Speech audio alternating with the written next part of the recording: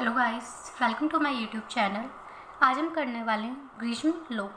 ये किसने दिया था? सर थॉमस ग्रीशम ने दिया था। ये बहुत इंपॉर्टेंट है। इसकी एक ये लाइन है, ये बोलते हैं कि bad money drives out good, कि जो बैड मनी होती है वो गुड मनी को क्या कर देती है, मार्केट से बाहर निकाल देती है।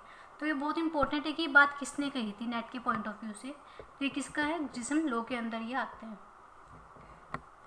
The law observed that legally overvalued currency will drive legally undervalued currency out of the circulation.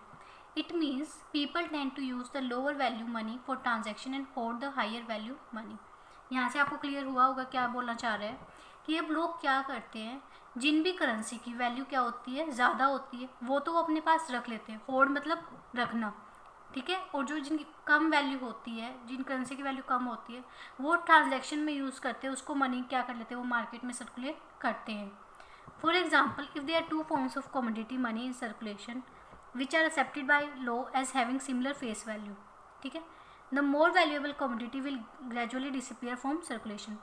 मतलब कि अगर दो करेंसी हैं हमारे पास सपोज, और दोनों की वैल्यू अलग अलग है, मतलब दोनों है 10 रुपये के सिक्के सपोज, बट एक की यहाँ पे अगर कॉस्ट देखें, मतलब ये मेटल के बने होते हैं, यहाँ पे किसकी कॉस्ट आ रही है बनने में 8 रुपये और इसकी आ रही है 6 रुपये। तो यानी कि जो कम कॉस्ट वाली है इसको क्या करेंगे, हम ट्रांजैक्शन में यूज़ करेंगे और इसको हम क्या कर लेंगे, अपने पास होल्ड करके रखते हैं, सर्कुलेशन में नहीं लाते हैं। तो यही होता है ग्रीशम लॉ की बैड मनी क्या करती है, गुड मनी को ड्राइव आउट कर देती है, कि मार्केट में आने ही नहीं देती है, उसको वो होल्ड करके रख लेती है।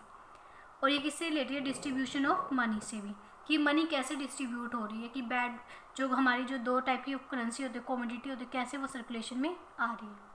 तो बस आपको मेन जो याद रखनी है, ये स्टेटमेंट याद रखनी है कि ये किसकी है, bad money drives out good, Grisham law के अंदर ये आती है। Thank you.